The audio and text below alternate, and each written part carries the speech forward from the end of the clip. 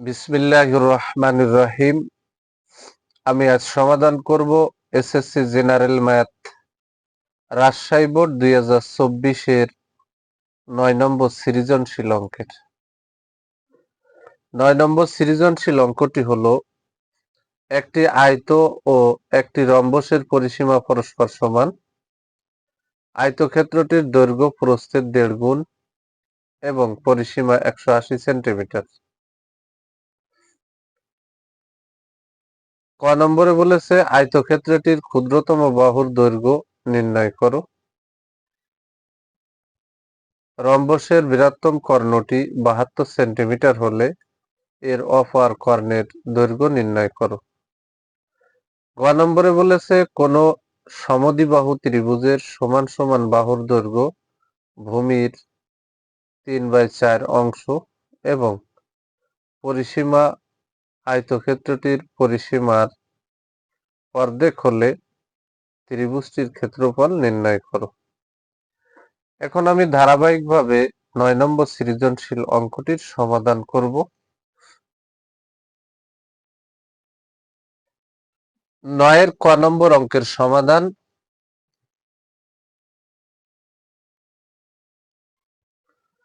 ধরি আয়তক্ষেত্রের প্রস্থ x সেন্টিমিটার ও আয়তক্ষেত্রের দৈর্ঘ্য প্রস্থের 1.5 গুণ। তাহলে 1.5 গুণ মানে 1.1/2 অথবা 3/2 অথবা 1.5, যে কোনো এক কায়দায় লিখলে হয়। তাহলে 1.5 মানে 1.5, যেহেতু প্রস্থের 1.5 গুণ তাহলে এখানে 1.5 প্রস্থ আছে x, তার x দিয়ে গুণ করছি, তাহলে দৈর্ঘ্য পেয়ে গেলাম 1.5 সেন্টিমিটার। তাহলে আমরা ধরে নিলাম আয়তক্ষেত্রের দৈর্ঘ্য 1.5 x সেন্টিমিটার আর প্রস্থ আছে x সেন্টিমিটার। দেওয়া আছে আয়তক্ষেত্রের পরিসীমা 180 সেন্টিমিটার। এটা হচ্ছে আয়তক্ষেত্রের পরিসীমা, আর এই দৈর্ঘ্য আর প্রস্থ দ্বারাও কিন্তু আয়তক্ষেত্রের পরিসীমা তৈরি করা যাবে। তাহলে আমরা আয়তক্ষেত্রের পরিসীমা সমান আয়তক্ষেত্রের পরিসীমা লিখতে পারবো। তাই এখানে লিখছি শর্ত মতে 2 ইন্টু দৈর্ঘ্য যোগ প্রস্থ, এটা হচ্ছে আয়তক্ষেত্রের পরিসীমা। 180 এটাও আয়তক্ষেত্রের পরিসীমা। তাহলে আয়তক্ষেত্রের পরিসীমা সমান আয়তক্ষেত্রের পরিসীমা লিখলাম। এখন 2 দিয়ে যদি 1.5 রে গুণ করি তাহলে 3 হবে, তার সাথে x আছে, এর আগে প্লাস এর আগে প্লাস, প্লাসে প্লাসে প্লাস, 2 দিয়ে যদি x রে গুণ করি তাহলে 2x হবে ইকুয়াল টু এই যে 180। এখন 3x আর 2x বা দিয়ে লিখলাম 5x ইকুয়াল টু এই যে 180, বসাই দিলাম।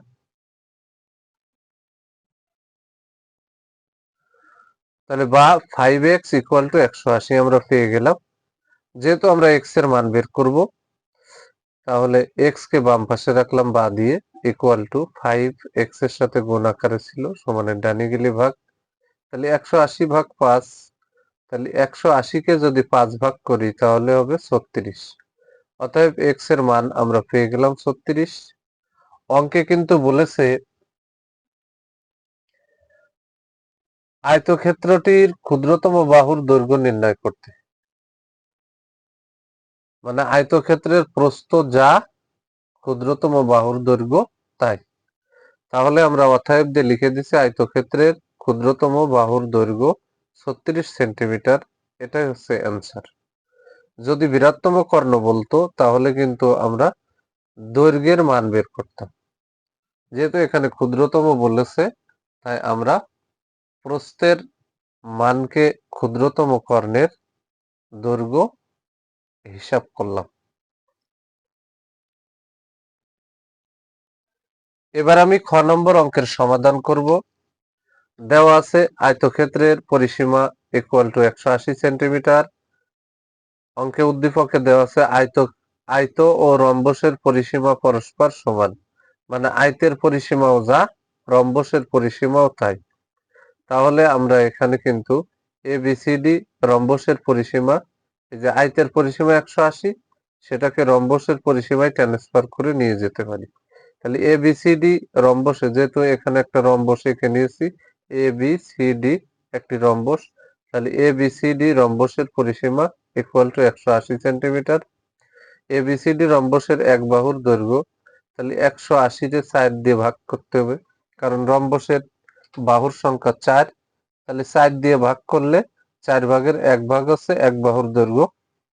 আবার রম্বসের প্রত্যেকটা বাহু সমান, তাহলে ABCD রম্বসের এক বাহুর দৈর্ঘ্য 180 ভাগ 4 সেন্টিমিটার, তাহলে 180 কে 4 ভাগ করলে হয় 45 সেন্টিমিটার।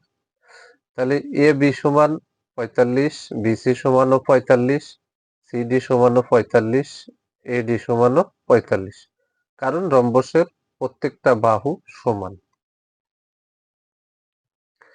তাহলে ABCD রম্বসের বৃহত্তম কর্ণ, এই যে বৃহত্তম কর্ণ, এটা হচ্ছে সব থেকে বড়, এটা হচ্ছে সব থেকে ছোট। তাহলে AC হচ্ছে বৃহত্তম কর্ণ আর BD হচ্ছে ক্ষুদ্রতম কর্ণ, আর BD এর মান বের করতে হবে। তাহলে ABCD রম্বসের বৃহত্তম কর্ণ AC ইকুয়াল টু 72 সেন্টিমিটার। এখানে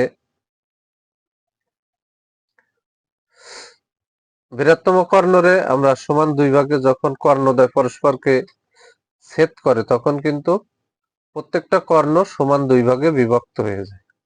তাহলে OA যতটুক OCও ততটুক। তাহলে এখানে A থেকে C পর্যন্ত যদি 72 হয়, তাহলে এখানে 72-এর অর্ধেক অর্ধেক 36 হয়ে যায়। তাহলে ABCD রম্বসের বৃহত্তম কর্ণ AC সমান 72 সেন্টিমিটার, অতএব OA equal to OC equal to 72/2, সমান দুই ভাগে বিভক্ত, তাহলে 36 সেন্টিমিটার। তাহলে O থেকে A পর্যন্ত 36, O থেকে C পর্যন্ত এখানেও 36। এবার আমার কিন্তু রম্বসের অপার কর্ণ বের করতে বলেছে। রম্বসের অপার কর্ণের দৈর্ঘ্য নির্ণয় করতে বলেছে, তাহলে রম্বসের অপার কর্ণের দৈর্ঘ্য বের করতে হবে। তাহলে আমার এখানে কিন্তু BD-র মান বের করতে হবে। তাহলে এখানে আমরা অলরেডি O এর মান পেয়ে গেছি আর AB-র মান পেয়ে গেছি। তাহলে এখান থেকে এইটুকের মান যদি আমরা বের করতে পারি, তাকে যদি আমি 2 দিয়ে গুণ করি তাহলে পুরো BD-র মান বের হয়ে যাবে। তাহলে আমরা ইচ্ছা করলে AOD এই ত্রিভুজের আলোকেও সমাধান করতে পারি, AOB এই ত্রিভুজের আলোকেও সমাধান করতে পারি, BOC এই ত্রিভুজের আলোকে সমাধান করতে পারি, COD এই ত্রিভুজের আলোকেও সমাধান করতে পারি। এখন আমরা AOB এই ত্রিভুজের আলোকে সমাধান করছি, আর AOB-টা হচ্ছে একটা সমকোণী ত্রিভুজ, আর সমকোণী ত্রিভুজের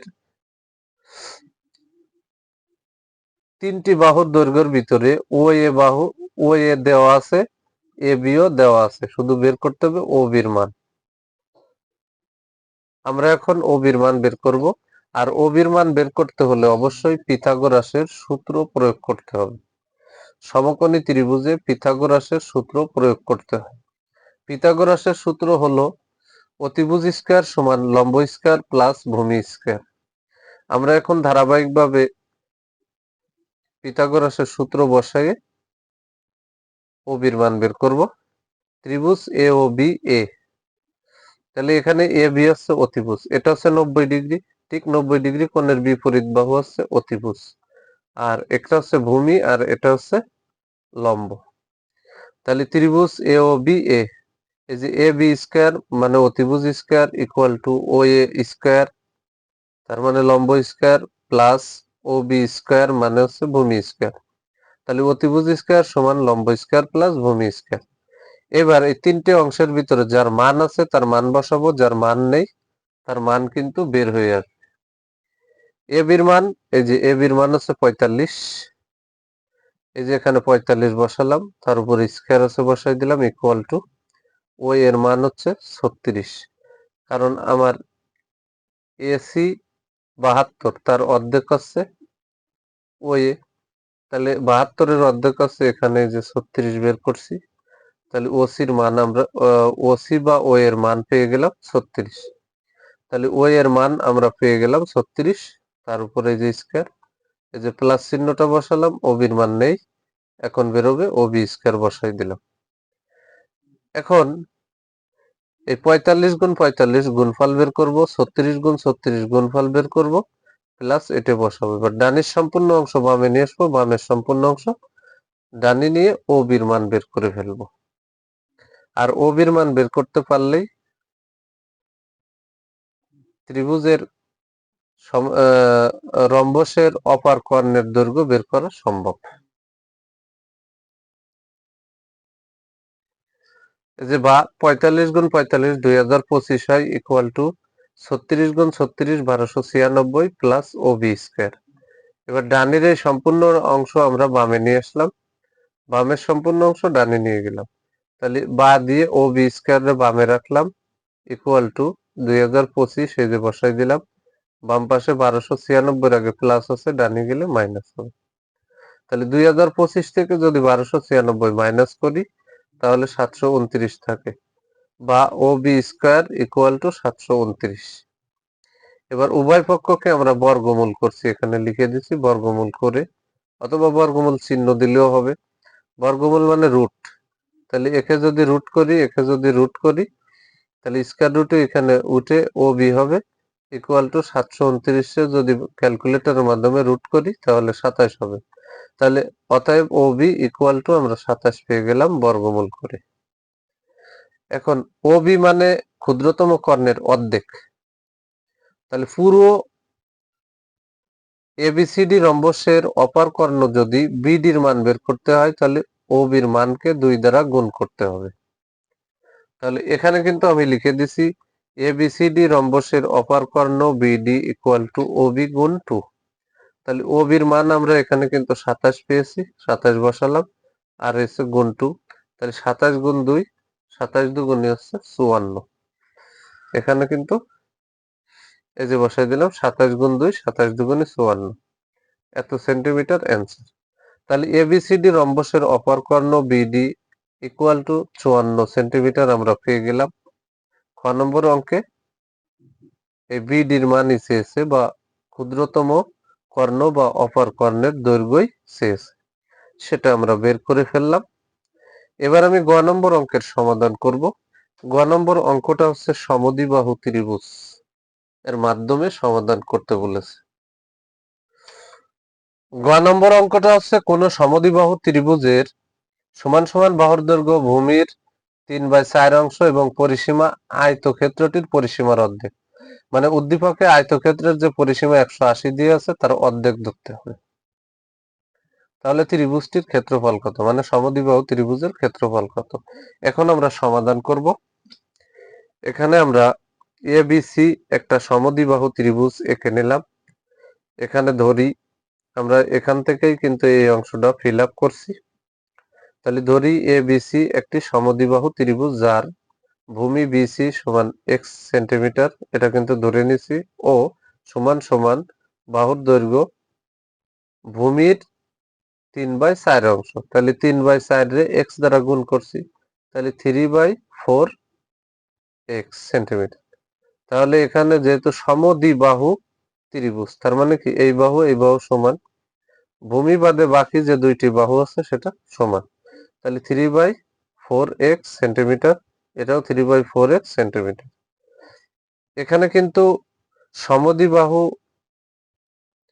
ত্রিভুজের পরিসীমা দেওয়া আছে, আর সেই পরিসীমাটা হবে আয়তের পরিসীমার অর্ধেক। এখানে আয়তের পরিসীমার অর্ধেক হবে। তাহলে পরিসীমা কি ত্রিভুজের? তিনটি বাহুর দৈর্ঘ্যের সমষ্টি। পরিসীমা হলো তিনটি বাহুর দৈর্ঘ্যের সমষ্টি। তাহলে এখানে শর্ত মতে এক্স ভূমি প্লাস সমান সমান দুইটি বাহুর দৈর্ঘ্য, এই একটা বাহুর দৈর্ঘ্য, একটা বাহুর দৈর্ঘ্য, একটা বাহুর দৈর্ঘ্য, তিনটে যখন যোগ করছি হয়ে গেছে পরিসীমা। আর এখানে আয়তের পরিসীমার অর্ধেক 180/2, 180/2 তার মানে অর্ধেক 90। তাহলে এটা আয়তের পরিসীমার অর্ধেক মানেই সমদ্বিবাহু ত্রিভুজের পরিসীমা। এখানে আমরা তিনটে অংশের যোগ করে যে 180/2 দিলাম, তাহলে আয়তের পরিসীমার অর্ধেক হলো, আর আয়তের পরিসীমার অর্ধেক হলো 90, আর সেই 90টাই হচ্ছে সমদ্বিবাহু ত্রিভুজের পরিসীমা। তাহলে এটা সমদ্বিবাহু ত্রিভুজের পরিসীমা, 180 অর্ধেক, এটাও সমদ্বিবাহু ত্রিভুজের পরিসীমা। আমরা ভাগ আকারে রাখলাম। এখানে কিন্তু লসাগু করতে হবে 4 আর 4, এর লসাগু হচ্ছে 4, এই যে 4 বসাই দিলাম।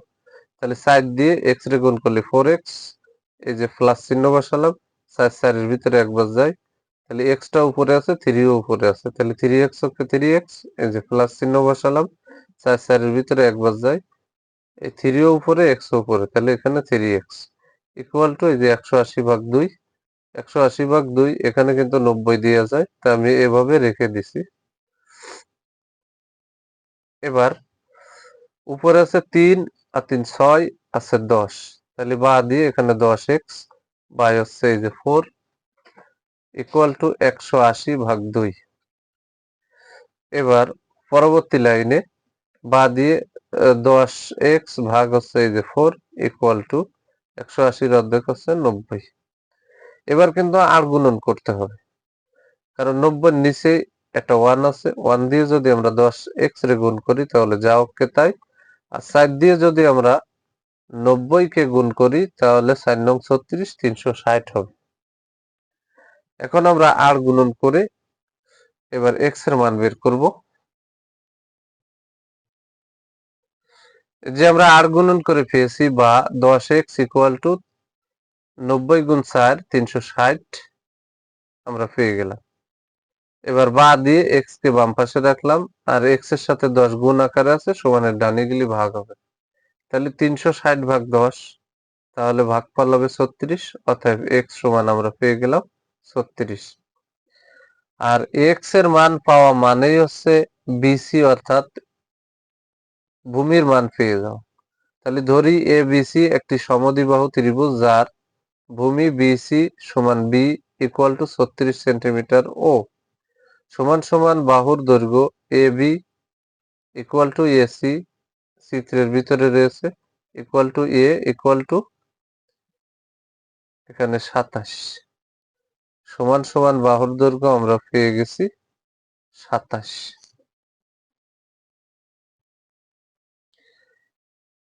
এই যে সমান সমান বাহুর দৈর্ঘ্য A B equal to AC equal to a সমান 27 আমরা কিভাবে পেলাম এই 27 সেন্টিমিটার? এই যে সমান সমান বাহুর দৈর্ঘ্য ছিল 3/4x, তাহলে এখানে 3/4 গুণ x এর মান হচ্ছে 36। এবার 4 36 এর ভিতরে 9 বাদ যায়, 4 নং 36, তাহলে 3 নং কত 27, তাহলে সমান সমান বাহুর দৈর্ঘ্য হচ্ছে 27 সেন্টিমিটার আমরা এইভাবে পেয়েছি। কেউ যদি ইচ্ছা করে আমরা এখানে এই কাজটুকু আমি এখানে করে দেব সরাসরি, তাহলে কিন্তু করে দিতে পারে। আসলে গ নম্বর অঙ্কের সমাধান চেয়েছে এবিসি সমদ্বিবাহু ত্রিভুজের ক্ষেত্রফল। আমরা বির মান পেয়ে গেছি অরিজিনাল, এর মানও অরিজিনাল পেয়ে গেছি। এখন কিন্তু সমদ্বিবাহু ত্রিভুজের ক্ষেত্রফল নির্ণয়ের যত তথ্য প্রয়োজন তা আমরা এখানে পেয়ে গেছি। এখন আমরা সূত্র বসাইয়ে মান বসালে অঙ্কের অ্যান্সার পেয়ে যাব। এই যে এবিসি সমদ্বিবাহু ত্রিভুজের ক্ষেত্রফল equal to b/4 root 4a square minus b square. এবার যার মান সেখানে বসাই দিলেই ধারাবাহিকভাবে অঙ্কটির সমাধান বের হয়ে যাবে। তাহলে এখানে বির মান হচ্ছে 36, এই যে বির মান 36, আমরা এখানে বির স্থানে 36 লিখলাম, ভাগ এই যে 4 ইন্টু এই যে রুট বসাই দিলাম, এখানে এই যে 4 ইন্টু এর মান হচ্ছে 27, যে 27 এর উপরে এই যে স্কয়ারটা বসাই দিলাম,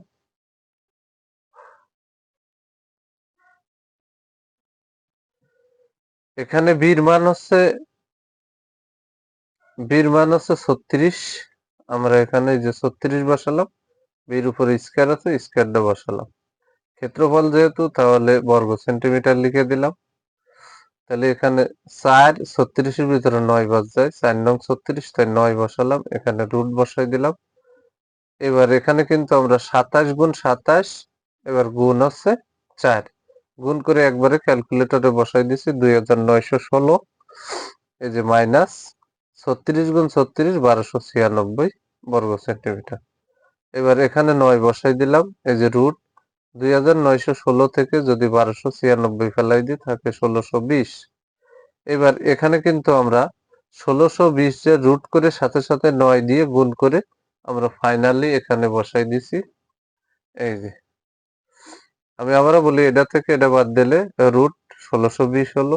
1620 এর রুট করে তার সাথে আবার 9 গুণ করে আমরা ফলাফল পেয়েছি। এটা আরো অনেক মান ছিল, কিন্তু আমরা পয়েন্টের পরে 3 দশমিক নিছি। কেউ যদি 2 দশমিক নেই তাহলে 24 হবে।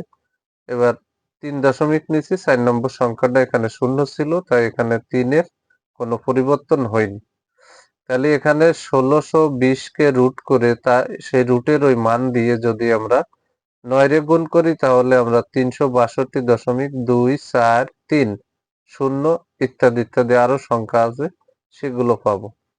যেহেতু আমরা পয়েন্টের পরে 3 দশমিক নিছি এবং চতুর্থ সংখ্যাটা শূন্য, এ কারণে 3 এর সাথে কোনো কিছু যোগ হয়নি।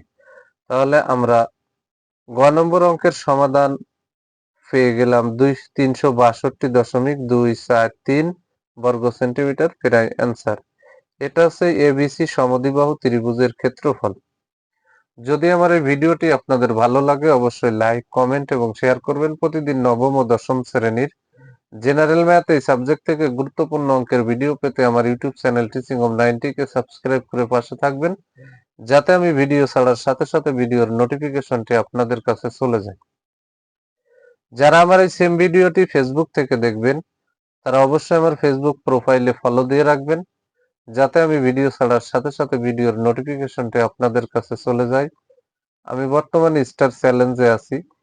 যারা ফেসবুক থেকে ভিডিওটি দেখবে, কেউ যদি আমার ভিডিও দেখে স্টার পাঠিয়ে আমাকে সহযোগিতা করতে চান তাহলে অবশ্যই স্টার পাঠিয়ে সহযোগিতা করতে পারবেন।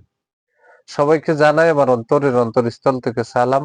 আসসালামু আলাইকুম ওয়া রাহমাতুল্লাহি ওয়া বারাকাতুহু।